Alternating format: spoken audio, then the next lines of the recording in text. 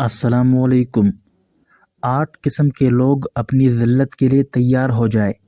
دانا لوگ کہتے ہیں کہ 8 آدمی اگر ذلیل ہو تو وہ اپنے آپ کو ہی ملامت کرے، کسی اور کو قصوروار نہ ٹھہرائے، کیونکہ اس کے اعمال ہی ضلالت اور رسوائی والے ہیں۔ ناظرین، انسان کو اشرف المخلوقات کے درجے پر جسد خاکی اور اس میں موجود عقل کی وجہ سے فائز کیا گیا۔ عقل کی بنیاد پر قدرت نے تقریباً ہر فرد کو یکساں مواقع فراہم کیے ہیں کہ وہ دی گئی عقل شریف کو استعمال کرتے ہوئے معاشرے میں اپنا مقام بنانے کی کوشش کرے۔ عقل فہم و فراست فراہم کرتی ہے جو اللہ کی بنائی ہوئی کائنات کے ہونے کا پتہ دیتی ہے اور اسے کھوجنے کی کوشش کرتی ہے۔ سب سے پہلے تو ہمارا اس بات پہ کامل یقین ہے کہ عزت اور ذلت اللہ ہی کے پاس ہے، اور جب اللہ عزت دینے پر آتا ہے تو غلط سے بھی صحیح نکال دیتا ہے، اور اس کے برعکس جب ذلت لکھ دی جائے تو صحیح بھی غلط در غلط ہوتا چلا جاتا ہے۔ 8 لوگ جو ذلیل ہوں گے، ان میں سے ایک وہ شخص جو بن بلائے دعوت میں چلا جائے۔ آج اس گناہ میں اکثر لوگ شامل ہیں، کیونکہ دعوت صرف ایک شخص کو دی گئی ہوتی ہے اور وہ اپنے ساتھ سارے گھر والے لے جاتے ہیں، تو یہ بن بلانے دعوت میں شریک ہونا ہے، اور حدیث پاک میں اس کے متعلق سخت وعید آئی ہے۔ حضرت عبداللہ بن عمر رضی اللہ عنہ بیان کرتے ہیں کہ رسول خدا صلی اللہ علیہ وآلہ وسلم نے فرمایا، جس شخص کو دعوت دی جائے اور وہ قبول نہ کرے تو اس نے اللہ اور اس کے رسول کی نافرمانی کی، اور جو شخص بن بلائے چلا آئے تو وہ چور کی حیثیت سے داخل ہوا اور ڈاکو کی حیثیت سے خارج ہوا۔ مطلب یہ کہ اگر کوئی بن بلائے دعوت میں چلا گیا تو یہ ایسا ہے جیسا یہ چوری کرنے کے لیے گیا ہے۔ کسی بھی شخص کے لیے یہ جائز نہیں ہے کہ وہ کسی کی دعوت میں بن بلائے پہنچ جائے، اور اسی طرح کسی مہمان کے لیے بھی یہ جائز نہیں کہ وہ کسی بن بلائے شخص کو اپنے ساتھ دعوت میں لے جائے۔ ہاں، اگر میزبان نے اس بات کی تصریح اجازت دی ہو، یا کوئی ایسی دعوت ہو جہاں اعلان عام ہو، یا مہمان یہ جانتا ہو کہ اگر میں کسی بن بلائے مہمان شخص کو اپنے ساتھ دعوت میں لے گیا تو میزبان کی مرضی کے خلاف نہیں ہوگا، تو ان صورتوں میں مدعو شخص کسی غیر مدعو کو اپنے ساتھ دعوت میں لے جا سکتا ہے۔ دوسرا شخص جس کے متعلق دانا لوگ کہتے ہیں کہ ذلیل و رسوا ہوگا، یہ وہ شخص ہے جو مالدار بخیل سے فضل کا طلبگار ہوگا، کیونکہ بخیل شخص اپنے آپ پر خرچ نہیں کرتا، یعنی جہاں خرچ کرنا ضروری ہو تو وہ وہاں خرچ نہیں کرتا ہو تو تم کو کیا دے گا؟ تو جب تم بخیل سے فضل کا طالب ہوں گے تو ذلیل و رسوا ہوں گے۔ حضرت ابو ہریرہ رضی اللہ عنہ سے روایت ہے کہ نبی اکرم صلی اللہ علیہ وآلہ وسلم نے فرمایا، سخی آدمی اللہ سے قریب ہے، جنت سے قریب ہے، اور لوگوں سے قریب ہے، اور جہنم سے دور ہے، اور بخیل آدمی اللہ تعالیٰ سے دور ہے، جنت سے دور ہے، لوگوں سے دور ہے، اور جہنم سے قریب ہے۔ جاہل سخی اللہ کے نزدیک بخیل عابد سے کہیں زیادہ محبوب ہے۔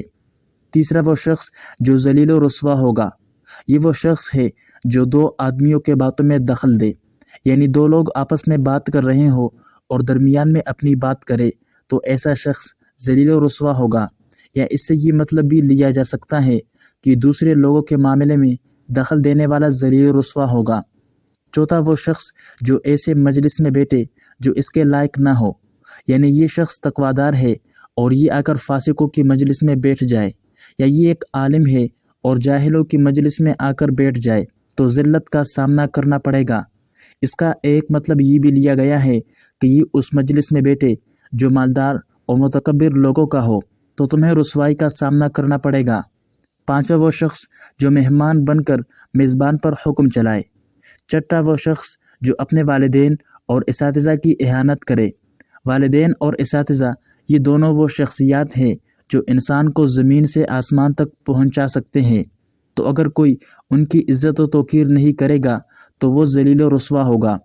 آپ صلی اللہ علیہ وآلہ وسلم نے ارشاد فرمایا، وہ شخص ذلیل و رسوا ہو۔ عرض کیا، یا رسول اللہ، کون ذلیل و خوار ہو؟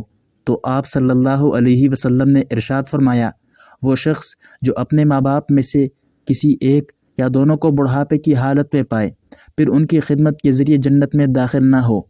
حضرت انس بن مالک رضی اللہ عنہ بیان کرتے ہیں کہ ان حضرت صلی اللہ علیہ وآلہ وسلم نے فرمایا، جس شخص کی خواہش ہو کہ اس کی عمر لمبی ہو اور رزق میں فراوانی ہو تو اس کو چاہیے کہ اپنے والدین سے حسن سلوک کرے اور صلہ رحمی کی عادت ڈالے۔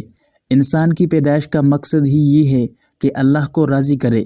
اس کو حاصل کرنے کا آسان طریقہ ان حضرت صلی اللہ علیہ وسلم نے بیان فرمایا کہ بندے سے اللہ کا راضی ہونا، بندے سے اللہ کا ناراض ہونا والدین کی رضامندی اور ناراضگی کے ساتھ وابستہ ہے۔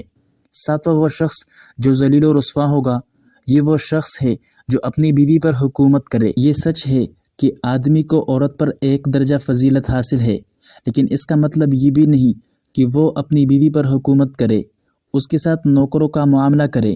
قرآن مجید میں اللہ تعالیٰ کا ارشاد ہے، اور عورتوں کے ساتھ خوبی کے ساتھ گزران کرو، اور اگر وہ تم کو ناپسند ہو تو ممکن ہے کہ تم ایک شے کو ناپسند کرو اور اللہ تعالیٰ اس کے اندر کوئی بڑی منفعت رکھ دے۔ حدیث مبارکہ میں نبی کریم صلی اللہ علیہ وسلم فرماتے ہیں کہ تم میں بہترین شخص وہ ہیں جو اپنے اہل یعنی بیوی، بچوں، اقربا اور خدمت گزاروں کے حق میں بہترین ہو، اور میں اپنے اہل کے حق میں تم میں سے بہترین ہوں۔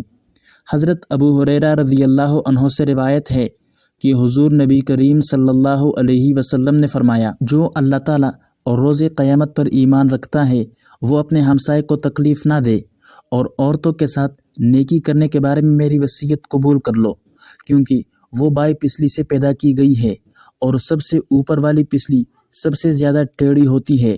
اگر تم اسے سیدھا کرنے لگو گے تو توڑ ڈالو گے، اور اس کے حال پر اگر چوڑے رہو گے تب بھی ہمیشہ ٹیڑھی ہی رہے گی۔ بس عورتوں کے ساتھ بلائی کرنے کے بارے میں میری وصیت قبول کر لو۔ اللہ تعالیٰ سے دعا ہے کہ اللہ پاک ہمیں ذلت اور رسوائی سے بچائے اور ہمیں عزت کی زندگی ایمان کے ساتھ نصیب کرے۔ آمین یا رب العالمین۔